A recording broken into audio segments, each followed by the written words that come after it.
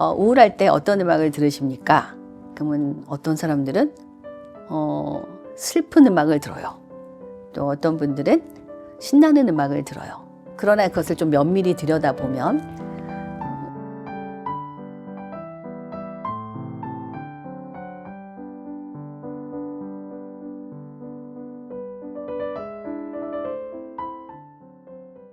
저는 이제 이과 공부를 했었고 새로운 미래의 어떤 학문인 바이오 혹은 유전학에 관심이 있었어요. 그런데 고대에서 유전학과를 개설한다는 소식을 접하게 되었어요. 그 다음 해에 유전학과가 생긴다고 해서 가장 유사한 학과로 진학을 하게 되었어요. 바이오 관련 혹은 유전학에 관심이 있어서 학과를 선택하긴 했지만 제가 굉장히 인문학적인 것에도 관심이 많았어요.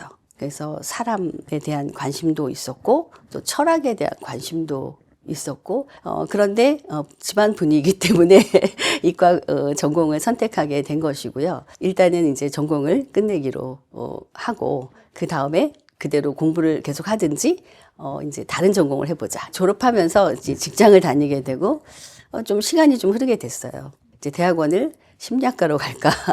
근데 이제 가려고 고민을 하고 있었어요. 그런데 그거보다는 좀 더 임상적인 것에 또 관심이 있어서 상담 심리학을 전공해 볼까라는 생각으로 준비를 하고 있었습니다. 그러던 차에 국내에 우리나라에 바로 음악 치료가 들어오게 되었어요. 그래서 숙대에 석사 과정이 개설되었습니다. 그래서 이제 음악 치료 특강을 이제 들으면서 내가 찾던 것이 바로 이것이구나. 정말 거기에는 예술도 있고 과학도 있고 심리학도 있고 철학도 있고 그 외에 굉장히 창의적인 많은 것들을 요구하는 그런 학문이었기 때문에 너무나 정말 이끌리듯이 음악치료대학원에 들어가게 되었습니다. 전공 과목도 다양하고 또 그것만으로 안 돼서 따로 공부도 많이 했어야 되고요. 즉흥이라든가 피아노나 기타 그 외 악기들 어떤 기술이 필요하고 그런 것들을 꾸준히 이제 연습해야 되고 계속해서 창의적인 어떤 프로그램들을 만들어내야 되기 때문에 결코 쉽지는 않았지만 원하던 것이었기 때문에 매우 즐거웠습니다. 그 치료의 진행에서는 클라이언트가 할 수 있고 시도할 수 있는 작은 것에서부터 시작을 합니다. 사람은 모두 내면에 아이가 있다고 얘기하잖아요. 근데 음악에서는 뮤직 차일드가 있습니다.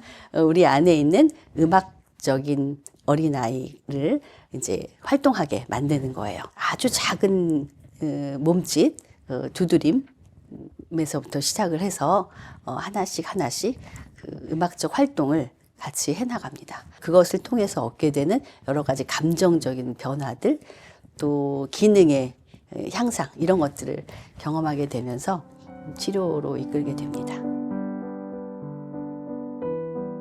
음악 치료의 과정은 매 순간이 놀랍고 새로운 것이기도 해요. 음악 치료에는 굉장히 다양한 모델과 테크닉이 있거든요. 그런 것들을 하나씩 이제 공부하고 수련을 하고 또 그 영역의 전문가가 되는 과정들이 안에서 굉장히 어렵긴 한데 그거 자체가 저를 성장시키는 과정이거든요. 음악 치료에서 누구를 돕기 이전에 나 자신을 돕는 것, 또 나 자신을 성장시키는 과정을 경험할 수 있었던 것이 매우 의미가 있습니다. 기억에 남는 경우에는 장애 아동인데 10년 동안 앉아서 생활하는 아동이 있었어요. 중복장애가 이제 심했었는데요. 심한 지적장애, 그다음에 뇌병변장애, 그 외에 여러 이제 마비 증상, 그런 것들, 사회적인 어떤 어려움, 그런 것들이 모두 다 복합적으로 있던 아동이었어요. 그래서 바닥에 앉아서 생활하던 친구였는데 그 아동이 저희 이제 치료실에 내원하게 되었고, 그 아동을 이제 차츰차츰 의자에 앉아 있을 수 있도록 하고 또 손에 마비된 손에 멜럿을 줄 수 있게 되고 북을 칠 수 있게 되었을 때 그런 과정들 매 순간이 매우 놀랍고 정말 기적과 같은 어떤 장애나 정신과적 문제를 갖고 있지는 않지만 일상에서 삶과 관련해서 많은 해결되지 않은 문제들을 갖고 계신 분들과 작업을 할 때도 그분들이 좀 더 좀 힘 있는 자신을 찾아가고 잠재력을 발견해서 스스로 문제를 해결해 나갈 수 있는 것을 도울 수 있다는 것이 매우 보람된 일이라고 생각합니다. 실제로 음악 치료는 우리가 꼭 장애나 또 정신적 문제를 갖고 있거나 상처를 받은 사람만 하는 것은 아닙니다.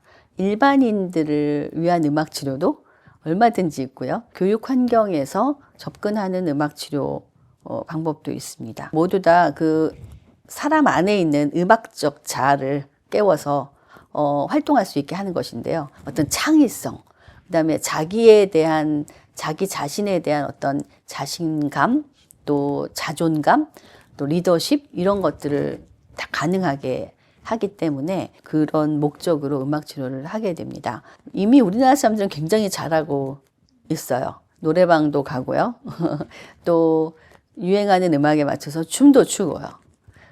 또 알아서 기타를 배우러 가기도 하고 최근에는 챗GPT를 이용해서 얼마든지 또 음악을 만들 수 있어요. 1분이면 뚝딱 만들 수 있죠. 그런 것들이 일반 사람들이 그 생활에서 얼마든지 할 수 있는 그런 음악 치료적 활동이라고 할 수 있겠습니다. 우울할 때 어떤 음악을 들으십니까? 그러면 어떤 사람들은 슬픈 음악을 들어요. 또 어떤 분들은 신나는 음악을 들어요. 이렇게 이야기합니다. 자신의 어떤 기분에 따라서 듣는 음악들은 본인이 이제 선호하는 방향으로 선택을 하게 되는데요. 그러나 그것을 좀 면밀히 들여다보면 실제로 슬플 때 우리는 그 감정에 대해서 수용하는 게 매우 중요하죠.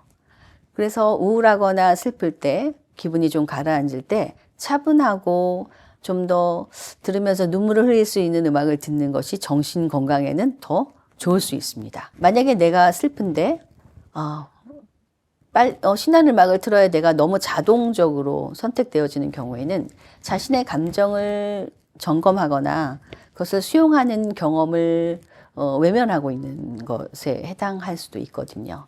그래서 빨리 그것으로부터 벗어나려고 하는 경향이 있는 건 아닌지 살펴볼 필요가 있습니다. 다른 치료보다도 음악 치료사들이 굉장히 다양한 자격증을 갖고 있어요. 음악 치료를 하려면 의학적인 지식도 있어야 되고 심리학적인 지식도 있어야 되고 상담도 할 수 있어야 되겠고 음악 기술도 있어야 되고요. 음악적 지식도 있어야 되고요. 그래서 음악 치료사들은 굉장히 많은 시간을 다른 것을 공부하는 시간에 많이 돈과 시간을 투자합니다. 다행히도 처음부터 저는 깊어지고 넓어지고 싶어서 음악 치료를 선택한 것이라 이제 시간이 지나면서 더더욱 음악 치료사로서의 만족감은 커지고 있어요. 대신에 여전히 끝이 없는 거잖아요. 깊어진다는 것, 넓어진다는 것은 그렇기 때문에 그것과 함께 점점 더 겸손해지는 것 그런 것 같습니다. 클래식에서부터 판소리까지 또 최근에 유행하는 곡까지. 최근에 유행하는 곡들은 의무적으로 듣기도 하죠. 청소년과 함께 음악 작업을 하려면 랩도 해야 되고 요즘 하게 되고 새로 나오는 걸그룹도 다 알아야 됩니다. 그래서 그런 음악들을 그냥 아는 데서 그치지 않고 매력을 찾아야 됩니다. 그러니까 음악 작업에 가사 분석 이런 것도 있거든요. 그럼 그 가사가 담고 있는 것들을 이제 같이 해나가는 거죠. 신념처럼 가지고 있는 것은 우리 안에 있는 가능성을 들여다보라는 것이에요. 굉장히 어렵고 또 어떤 때는 이렇게 좌절감에 휩싸일 때가 있지만 그럼에도 불구하고 그 순간에 자신의 감정을 또 돌아볼 수 있어야 된다는 것이죠. 그냥 그런 것들을 무시하거나 외면하고 모른 척하면서 그냥 앞만 보고 가는 것은 나중에 다시 돌아와야 되는 어려움을 또 겪게 되거든요. 천천히 가더라도 자신을 좀 돌아보고 그다음에 자신의 감정을 수용하고 진정으로 독립적인 자신을 이제 구축하는 것. 그러면서 자신의 강점을 개발하고 자신을 좀 믿고 노력하는 것. 이런 것들이 매우 중요할 것 같습니다. 자신을 믿고 잠재력을 믿어라 라고 이야기하고 싶습니다.